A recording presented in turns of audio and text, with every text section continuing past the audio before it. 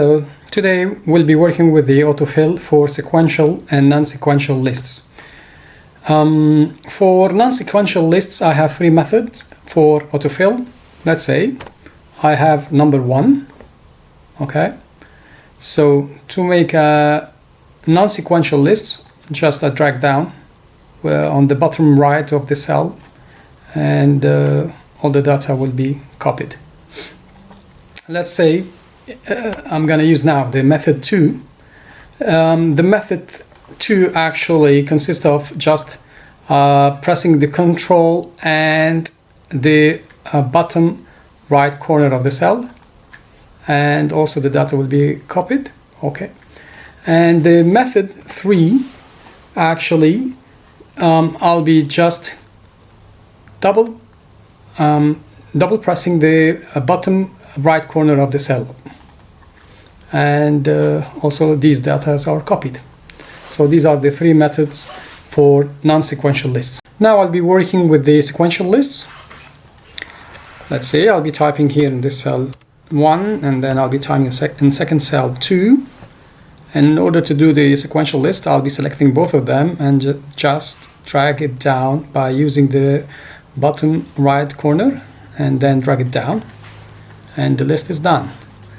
Another method, method 2, for doing sequential lists, I'll be also doing typing 1 in the first cell, typing 2 in the second cell. I'll be selecting both of them, and then I'll be pressing the Ctrl key and double click on the bottom right corner. This is regarding the second method. The third method for sequential series is I'll be going to the Home tab, and then the Fill button, select Series.